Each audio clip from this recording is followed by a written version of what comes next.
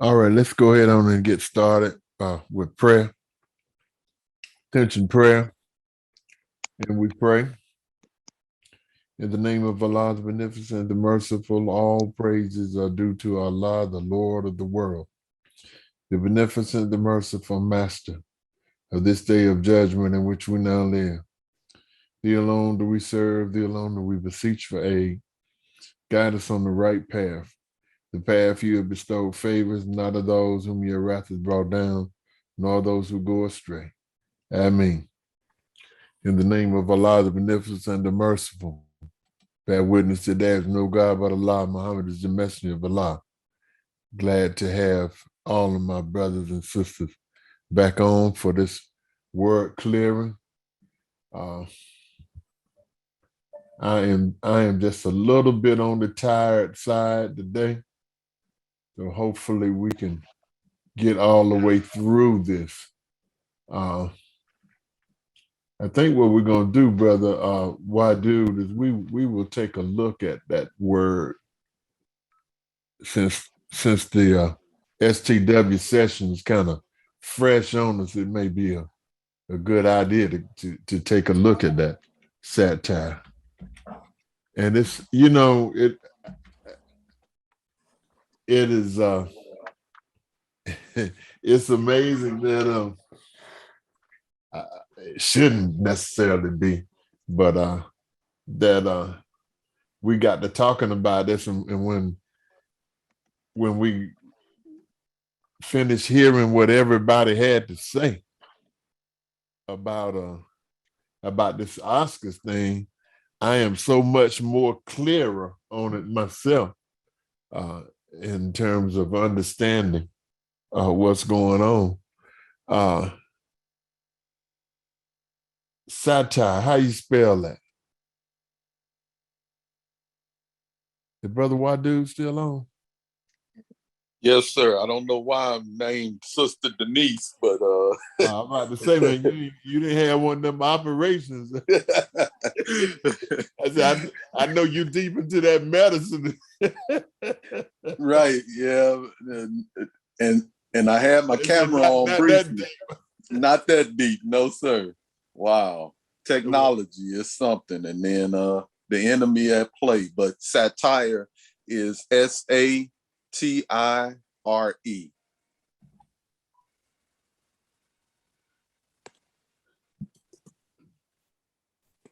And I believe Sister Anya had put in a definition this morning as well in the chat. I can maybe repost it. Yeah, do that if you would. What did you get your definition from, Sister Anya? I'll see if I still have it up and I'll repost it. Okay, what was your source? I was just curious. Which dictionary was you coming out of? It says liberalarts.oregonstate.edu. Okay, yeah. The definition of a satire is the use of irony, sarcasm, and humor to criticize or show the ignorance of people. A literary device of writing or art which principally ridicules its subject, often as an intended means of provoking or preventing change. Irony, sarcasm, or caustic wit used to attack or expose human foolishness or vice. Literary work in which human foolishness or vice is attacked through irony, derision, or wit. Synonyms, as we call it, word family. Ridicule, mockery,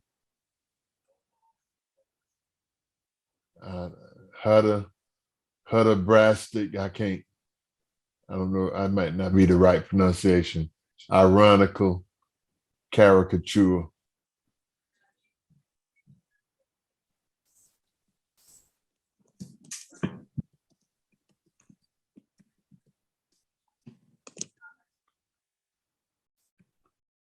There's some truth in the satire, but it wholly represents her rupture with Chopin. This is a sentences that they're using it in. And the point of form, the satire of Lucilius owe nothing to the Greeks. Okay, you want to just make a comment or something on what you would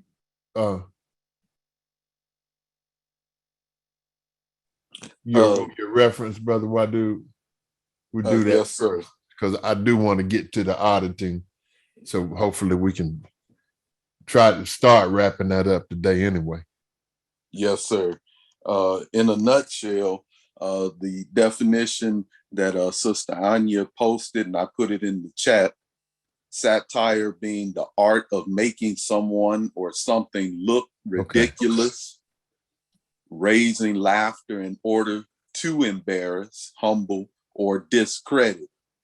And as I spoke to you prior to coming on to the group session, this being like a straight wire for me, in the sense that I looked at the optics of what happened, and being a Black man, and in conjunction and connection with everything that everyone else shared, how do I, as a Black man, address or approach a hurtful situation, whether it's directed at me directly, or, and I respect the Smiths as a couple, even though, you know, they had their own public whatever entanglements and different things that they let out publicly. But I do remember that when they got married, they said that they made a contract with one another that they would not divorce no matter what. And coming into the nation, that I respect that. I grew up under older people, and till death do us part was not just the mantra, but that's what they lived under. And so I do respect the Smiths for that.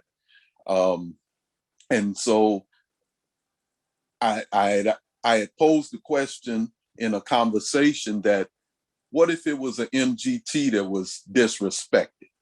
Would I then, as a FOI, supposed to sit back and let it happen? Or would I stand up and do something about it? So that rang out to me. From a medical point of view, I thought about the condition and how in my training, I'm supposed to be able to be compassionate about what somebody else is going through.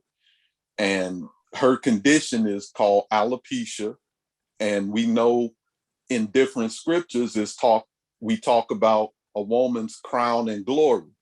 And I remember Jada Pinkett from other movies where she would have what others would label as quote unquote good hair.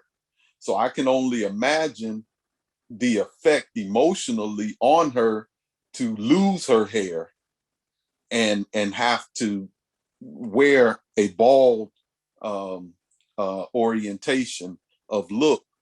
And so all of that has been running through my mind. And my last statement is that it takes me to and it cuts both ways, because it takes me to the swan song and the criterion, in that I'm assuming and guessing, and I could be wrong because I don't know anyone's status, but for that event to be open as it was, that most of them were probably vaccinated. And so the minister told us we can't straddle the fence. We either are in or we are not in. And so, as someone pointed out earlier, their attendance and cursory embrace of the minister, it's like a movie statement that was made in a gangster movie, a criminal movie, I should say, where the lead villain said, and he was faking to be crippled, he says, "What if you take a shot at the devil and miss?" So in this world, if you poke Satan in the eye, he's not going to forget that. And wherever his attack comes from, it's coming, because he's not one to just let it go. And so they may have been vaccinated to be able to be in attendance, but then that devil, as was someone said that Brother Denzel said, comes when a person is at their height. So it very well could have been a hit and a setup, because they had already poked the devil in the eye, or Satan in the eye, and now they're sitting in the presence of his body and didn't anticipate or expect him to do anything. And I'll be quiet now. Assalamu alaikum. Alaikum salam. Yeah, well, as we've said several times on in congruence with what Denzel Washington was saying, on every devil, on on every level there's another devil. And so the higher you go up, Allah makes sure that you will never have a shortage of enemies. The Quran teaches, Allah says in the Quran, I have made for you an enemy in every town, but I control him. And so all of this, I see all of this is almost like a separation from the wheat and the tare. And I was hoping, and it seemed like we were successful this morning, that we did not get anybody to really break, that we didn't have any reality breaks, or we didn't have any communication breaks, or which would cause affinity breaks. But then it's a test even for us, for what we've learned, because what we're learning, these are really the principles, of Islam. And I feel, even though I'm looking at it with my opinion, but I try to base my opinion and even an assumption on the laws that are brought forth in Islam, the laws that are brought forth in the Quran. And the first one, like you say, there's a law of retaliation. So you have a right to retaliate. They say, as we were saying, with that particular scripture, that it's better if you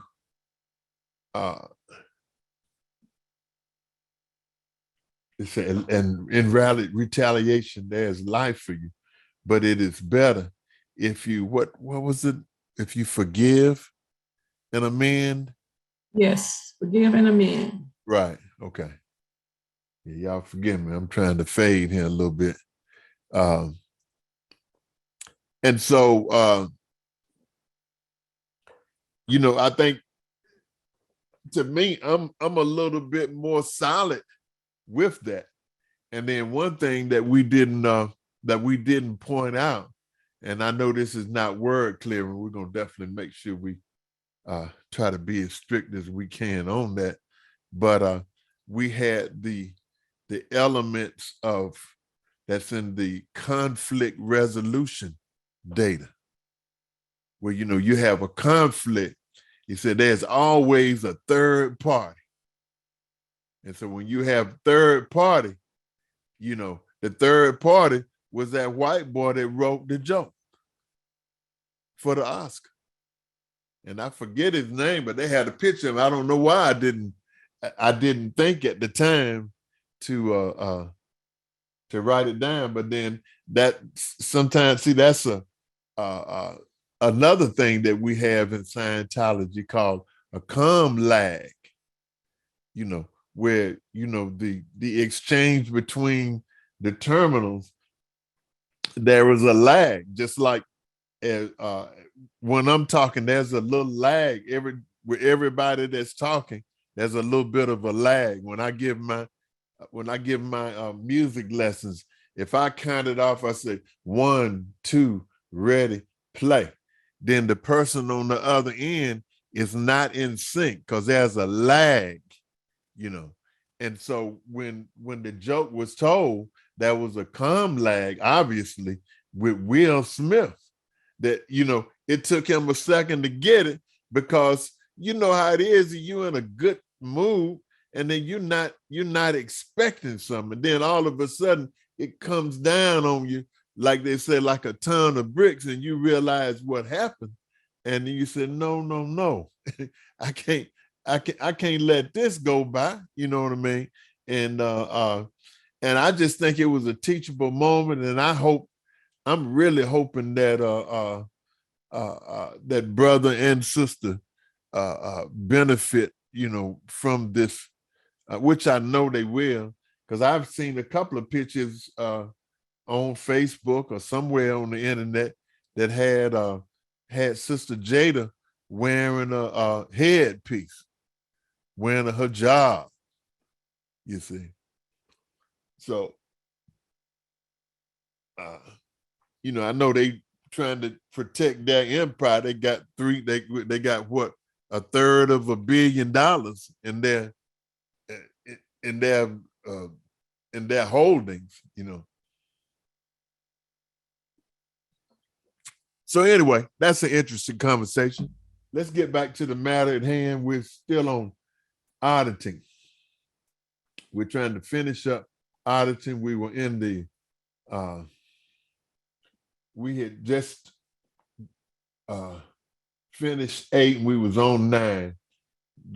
Auditing is the process of bringing back a balance between freedom and barriers.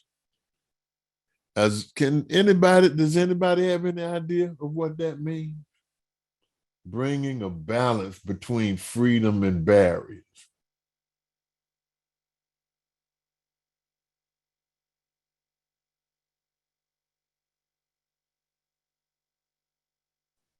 And then auditing is a game. Go ahead, Brother Wadu. Brother Wadu. Yes, sir. I believe you said that freedom is becoming control and not effect. And so auditing is a freeing of an individual's mind from those things that would make them an effect, as opposed to being controlled. And it's that middle layer between the two. And that's how that it's a process. Yeah, because we went into the definition of freedom, and then we discovered once again the freedom is actually in the word family of ARC. That freedom actually is ARC, and let us go back. Let's see if we can go back to that definition. Maybe let's do barriers first.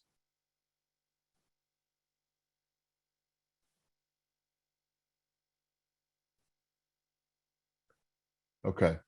Barrier is something which an individual cannot communicate beyond. Okay. And then number 2, space, energy, matter, and time. Messed is a barrier. Something physical is a barrier. Each is only a barrier to knowingness. A barrier is a barrier only in that it impedes knowingness. 3, from Scientology, Axiom 28, barriers consists of space, interpositions such as walls and screens of fast-moving particles and time.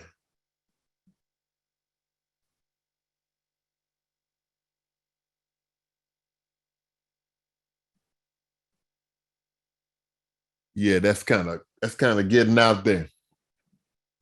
All right, so we got barrier. 1 second, let me get that.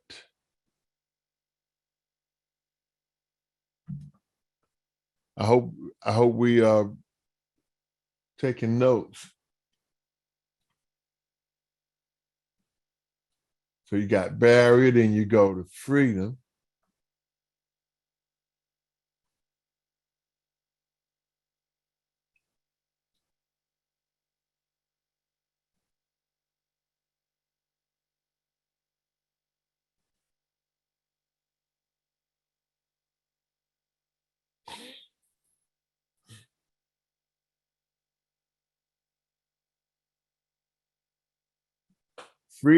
Freedom is the ability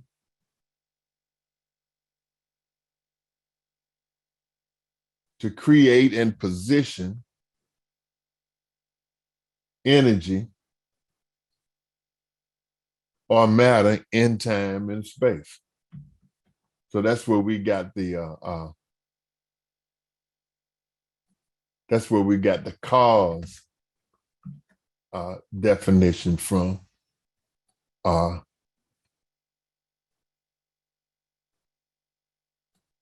Ions of space and ability to use it.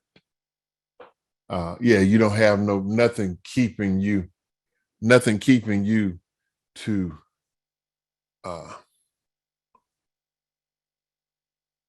from doing whatever you want to do. Okay, all right. And so number 4, it says the component parts of freedom as we first gaze upon it are then affinity, reality, and communication, which summate into understanding. Once understanding is attained, freedom is attained. And that's kind of what happens in auditing, is that once you understand what's going on, whatever the issue is that you may have, that you are confronting, then that gives you the as isness, because these things, oftentimes the barrier is going to be it's going to be good. Yeah, because we was talking about Belinda, we were talking about the different kind of engrams.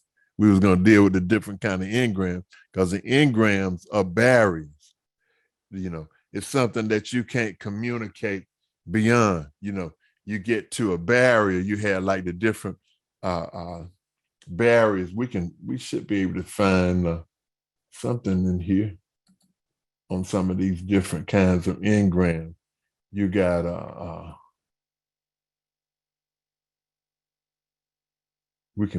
I can find one bouncer.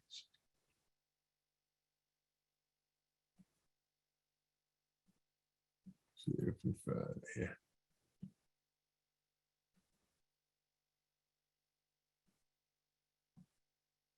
I need to get me a book that I can make me a copy that I can mark up.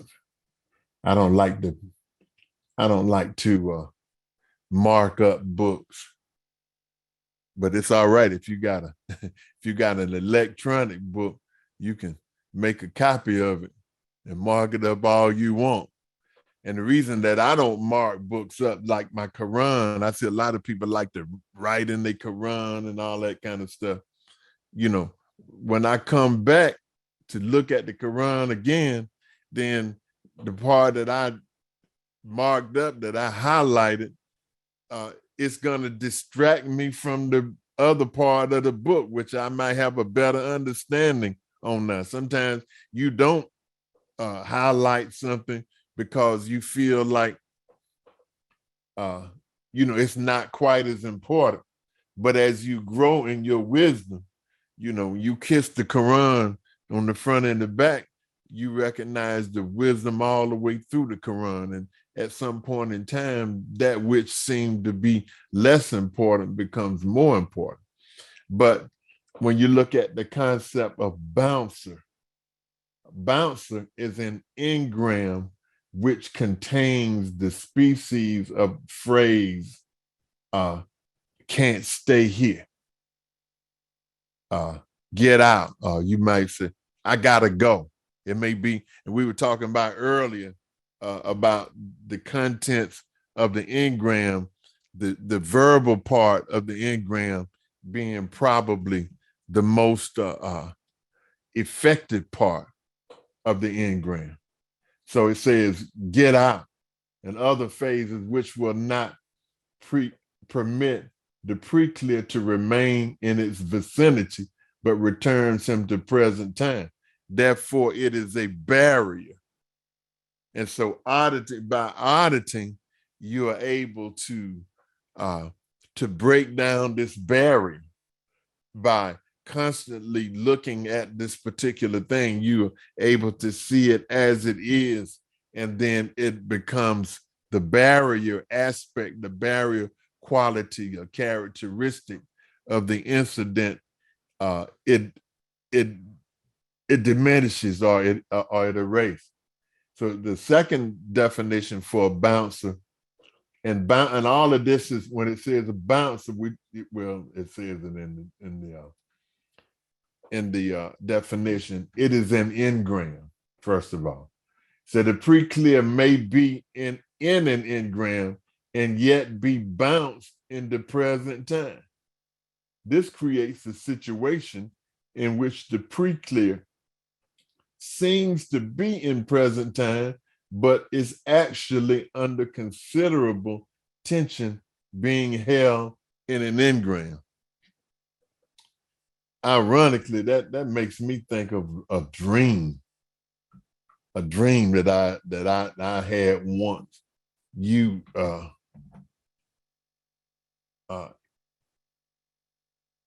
Anybody ever have a dream that you can you in the dream and then you realize that you're in the dream? You dream and then you realize, dang, I'm dreaming. And then so you act like I realize that I'm dreaming, so I'm waking up. So I'm in my dream, I'm waking up. But actually what happens is that I wake up in another dream. I'm still dreaming, And has anyone else had that experience? Where you just become aware that you're dreaming? Well, the look line gave a thumbs up. Yeah. What do you call that? You say that's part of the. Well, that's what the definition of bouncer gave me. It says that you may be in an engram and yet be bounced into present time, which you are in the engram then. And then it bounces you in the present time, but it creates a situation with the preclear, which the preclear seems to be in present time, but actually is under considerable tension being held in an engram. And that's pretty,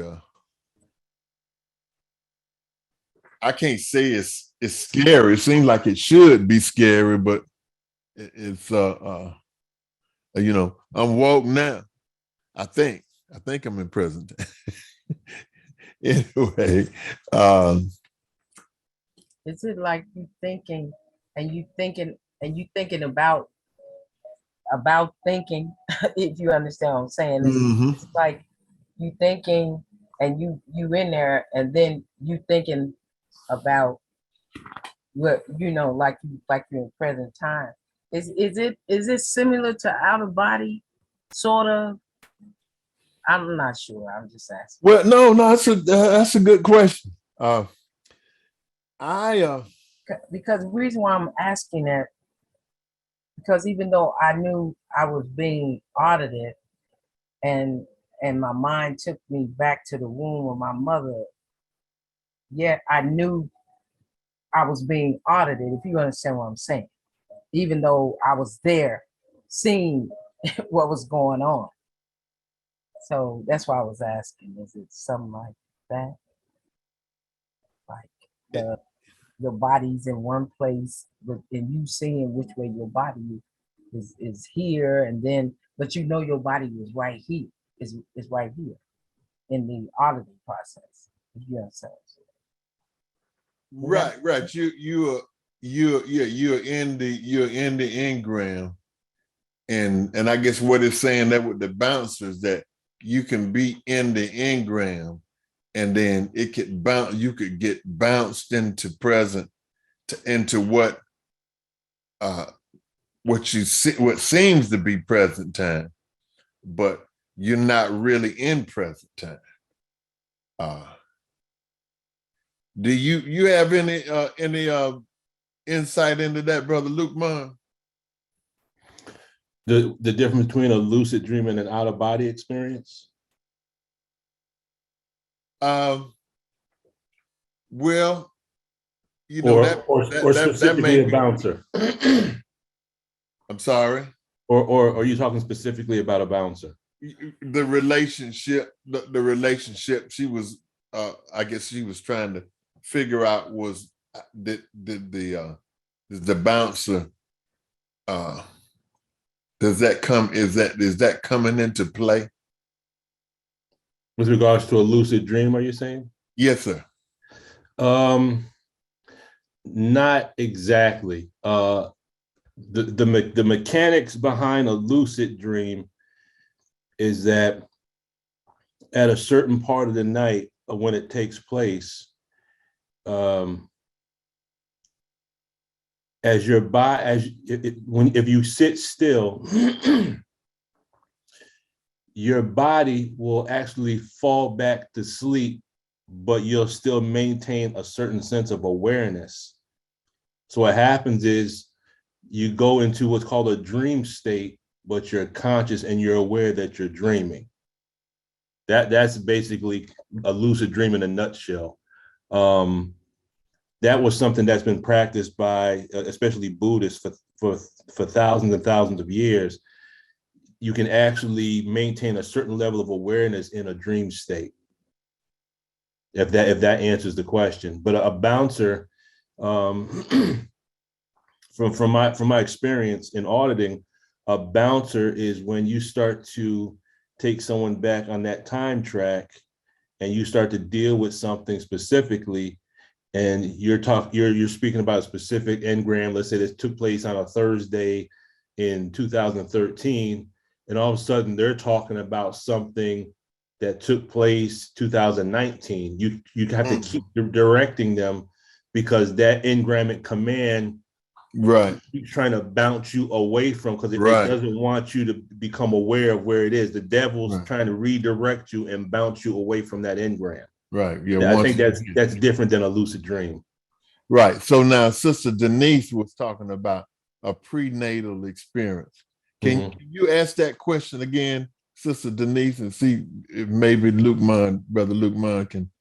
Well, while being audited, I was in my mother's womb, and it was like I was aware that that's where I was, but I don't know where I was in there, but I could see that the person was me, and the person, and the first I was like, where am I? And then I realized I'm in the womb of my mother, and I hear her voice saying, because they was auditing me on this word, and I hear her say this word, and I heard it somewhere else, but then they say, but that's not the first time you heard it. When was the first time you heard it? And then that's when, I went back into the womb of my mother, and I heard that word again coming out of my mother's mouth. I could recognize it was her voice. So I didn't know if it was between not out, because it's not the out of body experience. It's like you experience it and then you go back to a place and you say, I've been here before. I think the minister was saying that was like the out of the body. You've been there already. But I don't know what that will be inside of, because I'm there and I know I'm aware that I am there. That's me. So it almost sounds like an exteriorization, which is kind of similar to an out of body experience, but I'm not fully aware of when they say, when the Scientologists speak about exteriorization, are they referring to an out of body experience, or are they referring to an individual that has the ability to kind of remove themselves mentally from their body? Like, for example, during Ramadan, you know, when them cravings and stuff come up and we have to verbally tell ourselves we're not going to eat or not going to do certain things, that's a kind of exteriorization where you're actually looking at your intention, you're looking at your motivation, but you're keeping yourself separate from your appetite. But from what you're describing, it almost sounds like exteriorization. You're aware of something, even though it's you, at the same time it's not you, if that makes any type of sense. Well, I know in Scientology, when they talk about exteriorization, they're actually talking about a physical exteriorization. Because one of the first things that they do to get you out of to get the thetan separated from the body. And there's what he says, Mr. Hubbard said 50% of the time, you know, he could tell a PC, okay, I want you to be 3 feet behind your head. And then the thetan pops out of the body, out of the awareness of you being, you come out of this awareness of you being, you know, right inside your forehead. And then you actually have a perspective from 3 feet behind your head, and you can look at your head, or look at your body from a different viewpoint. And I remember brother Joshua, the minister's son, he was talking about an out-of-body experience he had in a hospital emergency room. And he said that he was like up on the ceiling. And there are a couple of other examples that Mr. Hubbard gives where you know, people are out of their bodies and they running around, and sometimes they find it hard to get back out and all of this kind of stuff. So I know that is the kind of exteriorization that they generally talk about in Scientology. And they say, and he actually says that oftentimes when you can exteriorize, it makes it easier for you to do repair on your own body, because once you exteriorize from your body, you are no longer influenced by the physicality or the physical, you know, effect that the body has on the spirit. Go ahead, Brother Luke. I've never exteriorized in that environment as far as, you know, at the org, but as you're talking, it did bring up a memory that there was one point at the org, and I'm trying to think if it was when the one brother, he brought me back to a prenatal experience. Whatever it was, I got a lot of charge off me that day. And I remembered And I always looked at it as a result of getting off so much charge. That night when I came home, I did have an out of body experience, I believe, as a result of it. Because at one point during the night, I remember waking up and I was about 2 or 3 inches from the ceiling. And I do remember like flipping over and looking back down at the bed, and I was looking back at myself in the bed. And that was the night, that was the same night that I had gotten a lot of grief off of an engram. So I kind of understand it, but I've never experienced it as far as picture yourself 3 feet in bed, that I have not done yet. Yeah, that's interesting stuff. And because I was given a couple of exercises by some of my independent Scientology friends, but it's hard to do. They got in the creation of human ability, there are a couple of exteriorization exercises in there that well, actually you're supposed to read, I think it was you read R2 and you go through all of the exercises in R2, and then if you have never exteriorized, you go through all of the exercises in R2. Then after that, you go to R1, and you're supposed to be able to exteriorize by the time you go through all of these exercises. But these processes are very painstaking, but they are all part of auditing. So I don't know if that answered your question, Sister Denise, but we're gonna go on. We're at 143. We got a couple other hands up. Sister Tina, go ahead. Yes, sir. When you were talking about exteriorizing, I wasn't able to write down your word for word, but exteriorizing, being outside of the body to be able to work on the body, was to that effect. That's what I got out of it. Do you remember when you said something to that effect?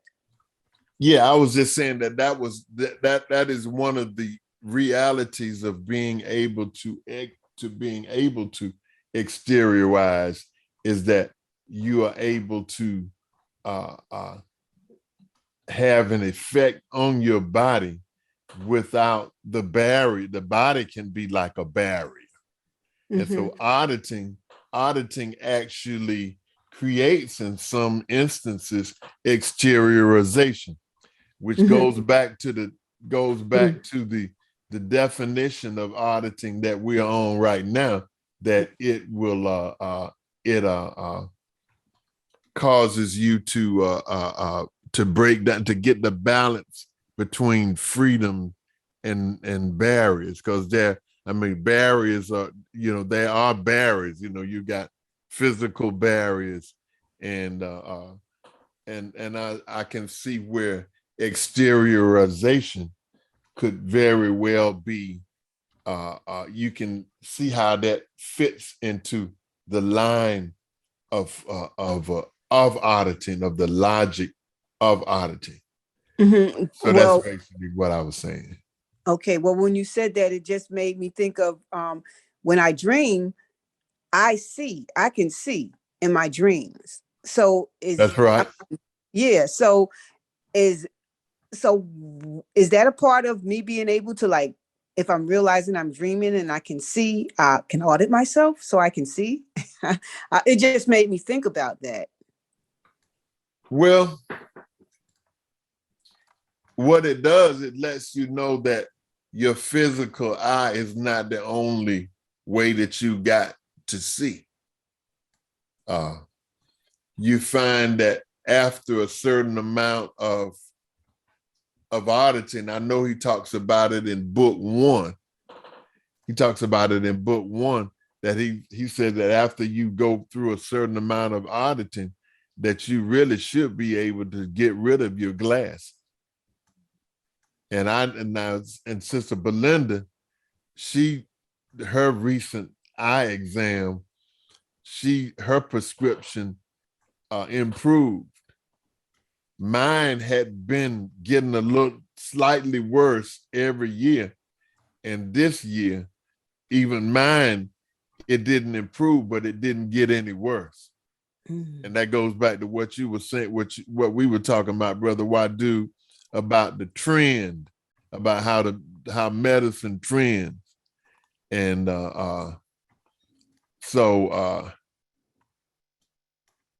yeah, I think these are the types of things that that we need to understand about auditing. And I believe that when we understand these things, we become stable, because this is what I understand about many people that do exteriorize. When they do exteriorize, they're not stable outside of the body, because I can imagine it being like a baby coming out of the womb for the first time. He starts crying because it's a new environment. And so being stable, that is a big thing. And I believe that the more that you understand about this particular state of exteriorization, let me see if I can find that. Is your hand still up, Brother Lukeman? No, sir. Okay. Let me see if I can find this right quick. Then we'll get to Sister Tina. Read this right quick if you just allow me.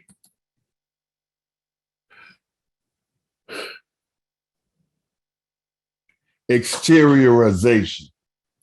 The state of the thetan, which is the individual himself being outside the body. When this is done, the person achieves a certainty that he is himself and not his body. Phoenix, that comes from the Phoenix lecture. Okay. The phenomenon of being in a position in space dependent only on one's consideration. Think about that. Able to view from that space bodies in the room as it is. 3, the act of moving out of the body with or without full perception. So that's some pretty interesting stuff there. And that's something that I would like, but I want to do it, inshallah, when I can really, benefit from it.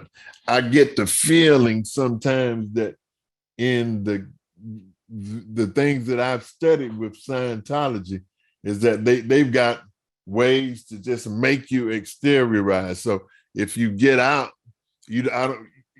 there are instances, I think, when if you get out, if you're not stable, sometimes you can create a barrier from you getting out again, because you wasn't stable. You didn't like the way that you was, that you was feeling, or you wasn't comfortable. Like I said, you unstable. Nobody wants to be unstable. And so, so it is with exteriorization. Sister Ania, go ahead.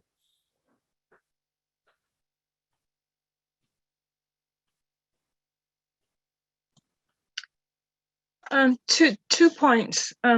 One had something to do with what you mentioned, Brother Batin, about how we see. And in my experience from previous things that I've studied, it came to me that people experience things in different ways. So one may be able to see and see future events. a person may be able to see, but they don't see future events, but they see what they call auras or colors around people. You know, they may describe people as being a certain color. So that meaning that you may have this, the way that Sister Denise may experience exteriorization would be different than maybe, say, the way Brother Montgomery experiences exteriorization, or the next person. So yeah, different, maybe different gradients. Right.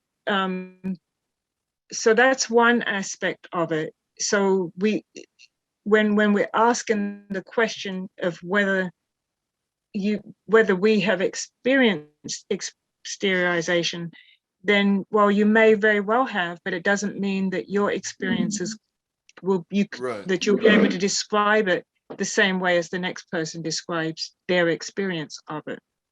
And then the second point, I couldn't find, I was looking for the Quranic verse, but Allah often speaks in the Quran of keeping to the limits, keeping within certain boundary in our actions, and to keep up the measure, but not to exceed the limits. So that I wanted to find it because I was, when you talked about barrier and freedom, it took me to that part of the Quran where keeping up a balance between the two of keeping to the measure and not exceeding the limits. Yes, ma'am. Yeah, praise be to Allah. Very intelligent comment. And this is something that we're going to get into as we get a little bit deeper, because this, as I was saying earlier, I want to get into the deeper things with you all. And if we take the journey together with the courses of study, we can be privy on a higher level, as opposed to what we do now. Basically, what we do now is kind of generic. It's really kind of generic. And what we were doing before we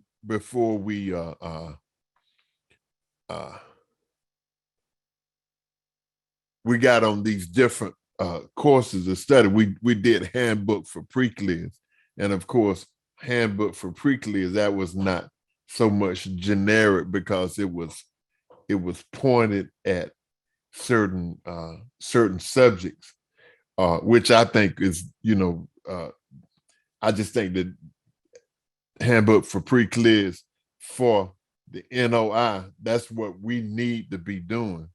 But for the scientists like you all, you need to do what Brother Lukman is taking you through that that book one, because that book one to Scientology is sort of like the message to the Black man in America for us Nation of Islam Muslims. It's got those those fundamentals. See, if you get the stuff from book one, it just enhances everything else. It has that really basic fundamental wisdom that allows you to understand the other thing, the handbook for pre-clears. And there's a lot of things, to me, handbook for pre-clears is sort of like book one cut to the chase, but it's not, you can't beat the foundation that book one gives you. You go through that stuff, and Mr. Hubbard, he lays it down beautifully, and it gives you the whole idea of the reactive mind. And you think about it right now, this thing that's right in front of us now, this thing with Will Smith and Jada and Chris Rock. You know, all of this, you find all of this stuff in book 1. Go ahead, Sister Carol. I'm not gonna cut you off this time. Go ahead. No, I'm not going to be long, sir. I heard you say the Phoenix lecture. Were you referring to the inception of self-improvement study guides by Minister Farrakhan? No, ma'am. No, ma'am. Okay. This is a one of the higher gradient courses. It's actually the course after the Philadelphia doctor's course. And the only reason, because I'm really, I ain't gonna say I'm stuck at the Philadelphia doctorate's course, but that's the last one. I think I'm on lecture 25, something like that. And but when I was on 25, I had some questions about as isness, as is, alter is, not is, and is. These are referred to as the 4 conditions of existence. And I got really, really interested in that. And so my, I guess I call him my course supervisor, said that I should, if I wanted to learn more about as isness, I should go to the Phoenix lectures, and there's a series of lectures called the Phoenix lectures. And incidentally, he said that as isness, alter isness, not is, and is, he said that was the most difficult thing that he ran into in learning Scientology, was learning, was to getting that training there. But I would not worry about it right now. Now what I do, and occasionally Brother Lukeman, we will talk about these things, but you have to be, I guess, at a certain point of what you're trying to present in order for it to come across with the right amount of clarity, where we don't get the student bogged down in a possible skipped gradient. You know what a skipped gradient is, right? No, sir. But I heard you say that Bill Clinton used the word is when he was being questioned by the Senate, I guess with the Monica right thing, and he said, "Which is are you talking about?" So right, and so that's a whole different thing, because my reference, what I was referring to with that was the dictionary of small words. That there are so many, there are a lot of small words, and you would be surprised. The small words you might have, I think the word get, G-E-T, got something like 30 different doggone meanings. You can use that 30 different ways, you know. See, and that makes me know there's a whole world of knowledge that I still have yet to get. That's all we all do, because as much as I have been blessed to study myself, you could put that stuff on the head of a doggone pen and still have room. It makes me think of, I know one of Belinda's favorite verses in the Quran is, if all of the trees were pens and all of the seas were ink, and with 7 seas added on to it, you would not exhaust the wisdom of Allah.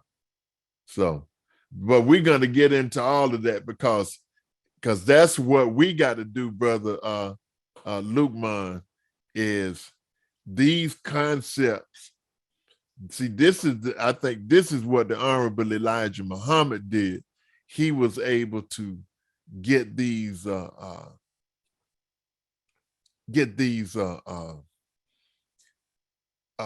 really high grade concepts and make them plain, because he understood the fundamental. When we understand the fundamentals, then it makes it easy to, when you know the common denominator, then you can contact or communicate with the common denominator in anything, no matter how complex it is, and be able to articulate. Go ahead. We gonna got one more comment, brother Lukman. Go ahead, dear brother. Yes, so I'll make it real quick. You know, it makes me think that when Master Fard Muhammad was teaching the messenger, that he was teaching them the high science, but the messenger had to put that high science in the language that he understood, so he could teach individuals that didn't have an education. So he had to take complex concepts and basically like an older parent would do. They'll chew the food up for the baby because the baby can't really chew the food up yet. So he had to give us a digested form of the wisdom. That's number one. Number two, as sister was speaking, it reminded me of, you know, we took everything from them except the language. And if we took everything except the language, then they had a jump on us with regards to how words could be used. And we're told that tricknology is telling lies, stealing, and how to master the original people. Well, he has the ability to tell the lies, to steal, and master us through the skillful use of language. And because we don't know language, we don't know the meanings of words. The minister has said there was an attorney. I'm trying to think of the attorney's name, but he said the attorney was so successful because he knew all the different variations of the word. But right. I think his name was Counselor. Yeah, and closing the gap. Mm-hmm. Yes, sir. Thank you. That's right. And he made seems like he had made a reference to one of the presidents as well, and as well as Malcolm X. And this is what we're saying right now. See, we're looking at auditing. People never even think about, you ask the average person in the nation about auditing, and exteriorization will never be a word that comes up. 99 times out of 100, I would think. And so, like you say, when it says when you exteriorize it, it just bears witness to the fact that you are not your body. You are the inhabitant of your body. And in another writing, he did say that gives you the advantage of being able to project healing. So you get, right now, you can't, your body is subject, you are subject to your body. You're inside the body, but when you get outside of the body, you have more of an objective perspective. All right, Sister Carol. Real quick, does the understanding of what you just said alone shift one into a I'll say different or higher level of looking at things? I would think so. I don't know. I've had so many different kinds of experience. I might have exteriorized it. Sometimes it seems like I'm about to get out of my body, but then something comes in, and I had some experiences. I've had some experiments with drugs, with recreational drugs, LSD, stuff like that I don't know if I was exteriorizing or not, but see, when you take those psychedelics or hallucinogens, you know, it just really, it puts you on a whole different level. And I know it is a higher stage of consciousness, but it is chemically induced. You know, the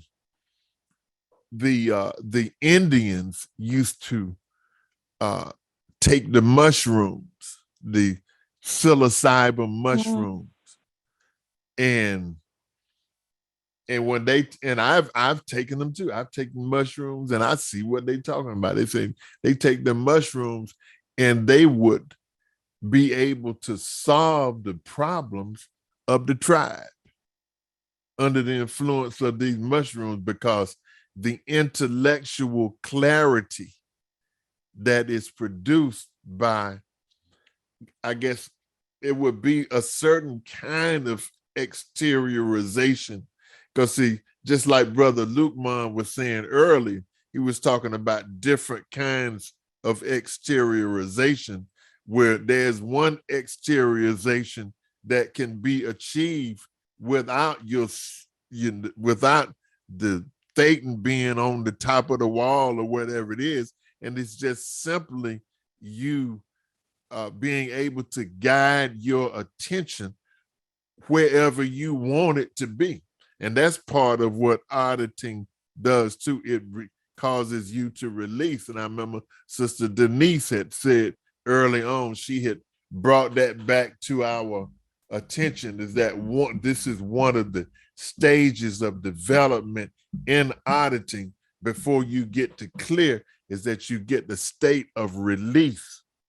And so you have, even in the world, you have what they call chemical release, which is generally it's drugs and alcohol, where you induce a chemical, and then you have release from your bank. And then once you have release from your bank, then many of the aberrative factors are gone. And just like heroin, you know, as a young musician, I wanted to know what heroin was like. And I only tried it one time. And then, and I think about it, I told myself before I take it, I said, look, I just want to know what it's like. When I heard Charlie Parker play that saxophone the way he does, and I said, I want to know what it is that this man is seeing. And I said, but I don't want to, that's all I want to do is see. I ain't trying to stay there. And I believe it was that postulate that I made. I made that postulate that I was going to be one and done. I did it. I saw it. It was very, very real. And I was able to not do it again. But that's what happens with addiction, is that people have a chemical release. They have this chemical release, and then they want to have this release again. But the bad thing about it is that, see, your nature is God. Your nature is to be cause. But when you induce these things to get these artificial releases, what you're doing is that you're submitting yourself to be effect. You're telling yourself, I want to be the effect of this drug. I want to be the effect of all of this good flavorful food, of this alcohol, of this cigarette, or whatever the case, whatever vice it is. So you get that feeling, but you're on the wrong end of the cause and effect scale. See, when you are truly free of your bank and know what to do, know how to operate, then you can cause yourself to go into favorable states, whereas your bank will not be inhibiting you from, you will have freedom. That's why they in Scientology, they call it the bridge to total freedom, because you are navigating yourself through what is really these trillions of years of facsimiles, which the mind has very cleverly organized in such a way that if we work on ourselves long enough, we can become clear of the negative effect or the aberration, and even straighten up some of the aberration that we have acquired over these trillions of years. So anyway, we're good Thank ways. you. Oh, you're quite welcome. Thank you, sister. Thank you for the question.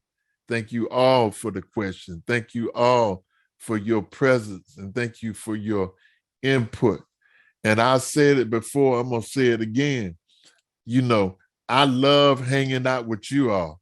And so you all, matter of fact, the people that's on here right now, maybe with a few more, man, you are the coolest friends that I got.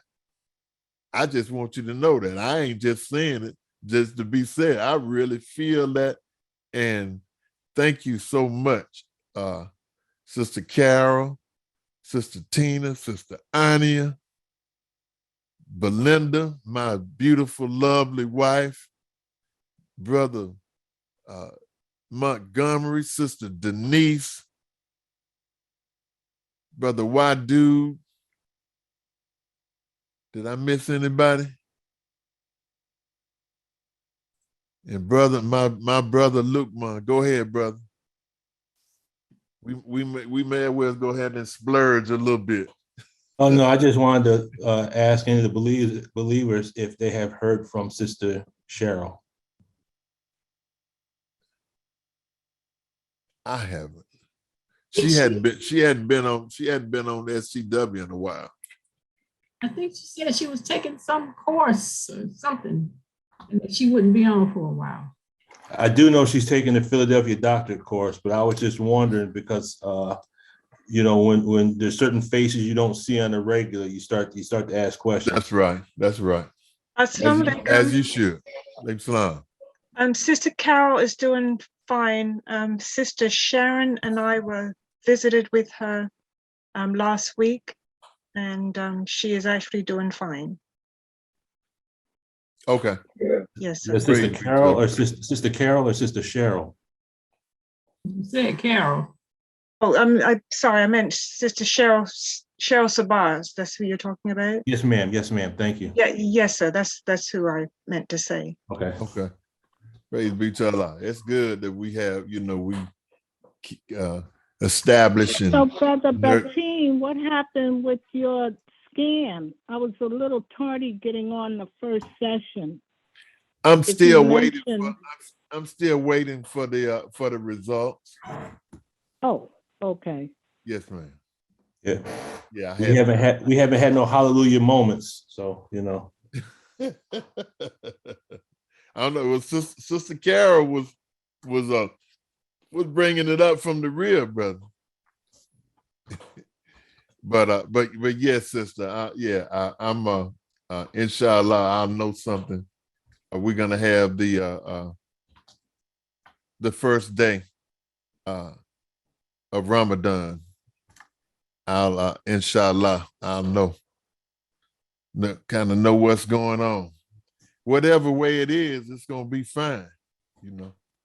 I don't think Allah want me to go nowhere. And I sure don't want to go. and I think that picture, that's what I hope. I hope I don't go nowhere. And what is faith if faith is not the substance of things hoped for, you know. So anyway, thank you. Inshallah, maybe the first day of Ramadan, where we're gonna do the reading. We'll do part one, and we'll spend a little. I know we got to spend a little time on. Got to spend a little time on what the minister says to us Sunday morning. So until the next time, may Allah bless each and every one of you. And we'll go ahead on and close out in prayer. Attention, prayer. Brother Batin, could you just run down the schedule for Sunday real quick? Well, the of course the minister speaking. I think Right, it's Ramadan prayer line. 5 a.m. 5 a.m. on the Fajr prayer line. We're doing the STW Quranic straight wire from 5 to 6, depending on whether or not Brother Lukman is going to be 5 p.m. 5 p.m. Yeah, right? 5 p.m. That's Okay. right. 5 p.m. Okay. And then in his class, should he do it, it will be from 6. I don't what do you know, 6 to 8 or 6 to 7:30, Brother Lukman? 6 to 8. Okay. And then so that's kind of what it is. And we forgot to neglected to mention brother he mentioned Brother Lukman mentioned his mother was having a couple of some medical issues, you say, Brother Lukman? Yes, sir. What happened was my mother, she's up in age, and we believe she made a mistake with her meds and she overdosed, and she had to wind up going into the hospital. She's been there now probably about 3 weeks. So now they've established that she can't live home alone. So we have to go and get her apartment in order, put things out, put stuff in storage, and basically pack up her things. And my older brother lives down in the Tampa area. We got to work on getting her apartment cleaned out and then getting her reestablished back down in Florida. So I have to fly up to Iowa for the next week. Myself and my older brother have to get the apartment in order and get her ready. Okay. What's your mother's name? What's her name? My mother's name is Zella, like the Old Testament, Zella. Okay, Sister Zella. I'll be thinking on her. I appreciate and I'm sure everybody will be praying for her to get stronger. let's everybody do that. And because we are family. It feels like family, So may Allah bless your mother, Brother Lukman, and bless you all with a safe trip. Thank you. Yes, sir. All right. Attention, prayer, and we pray. In the name of Allah, the beneficent, the merciful, all praises are due to Allah, the Lord of the worlds, the beneficent, the merciful, master of this day of judgment in which we now live. To thee alone do we serve, and to thee alone do we beseech for help. O Allah, guide us on the right path, the path you have bestowed favors, not of those whom your wrath is brought down, nor those who go astray. O Allah, we thank you for this opportunity to come together in brotherhood and sisterhood. We pray for our dear brother Lukman's mother, and that her situation be resolved in the very best manner with the least amount of trouble, establishing it the way that our brother would want it to be established. We ask that you continue to bless him and bless his family and bless all of us who are striving in the way of Islam, who come in your name to do your work, to help to establish the kingdom of heaven on earth. These things we ask, O Allah, we ask in the name of and through your servants, the Honorable Elijah Muhammad, and the Honorable Minister Louis Farrakhan. Amen. Amen. All right, brothers and sisters, go in peace. You know where I'm at if you need me. And look forward to talking to you soon, inshallah. Assalamu alaikum. Walaikum salam.